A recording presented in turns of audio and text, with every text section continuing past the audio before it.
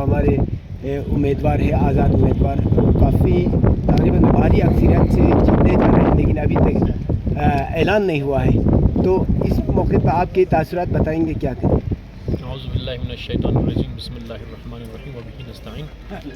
الحمدللہ بہت خوش ہیں ہم، کیونکہ ہم سب کو معلوم تھا کہ ابھی سچویشن کیا ہے، لداخ کا حالت کیا ہے، اور اس حالت میں جہاں انفارچونیٹلی ایک اینٹی ڈیموکریٹک طریقہ بنا ہوا تھا کہ جس میں لداخ کی آواز کو دبانے کی کوشش کر رہی تھی، اور یہ بھاری مارجن سے انشاءاللہ کچھ پل میں شاید اناؤنس ہو جائیں، بھاری مارجن سے حاجی صاحب جیت جائیں گے۔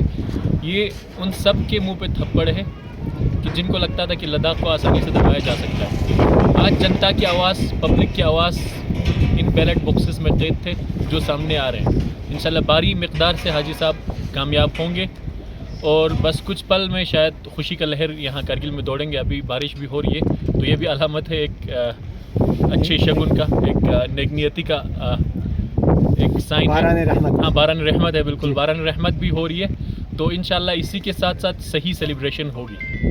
تو کتنا اہم تھا سر یہ سیٹ نکالنا؟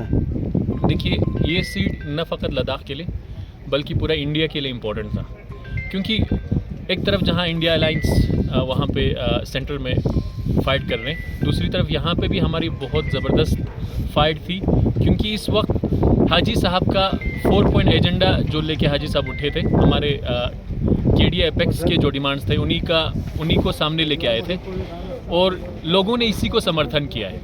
لوگوں نے کلیئر کٹ یہ بتایا ہے کہ بھائی لداخ کو قید نہیں کر سکتے، لداخ کی اپنی آواز ہے، لداخ کی آواز کو آج حاجی صاحب کے تھرو انشاءاللہ پارلیمنٹ میں جائیں گے یہ آواز، اور پارلیمنٹ میں گونجے گی آواز انشاءاللہ۔ سجاد صاحب کہا گیا تھا کہ جو ایگزٹ پول ہے سارے چینلز نے لداخ کی سیٹ بی جے پی کو دیا تھا، اس کے باوجود بھی کہ حاجی، اس پہ آپ کیا کہیں گے؟ دیکھیے، ایگزٹ پولز کچھ تو اسٹریٹجی ہوتے ہیں اپنا کچھ پلہ باری دکھانے کا، اور کچھ تو شاید ایسی رومس میں لیٹ کے بناتے ہیں، ٹھیک ہے، لیکن گراؤنڈ ریئلٹی آپ کو آج دکھ رہا ہے کہ ہوا کیا ہے اور ہو کیا رہا ہے۔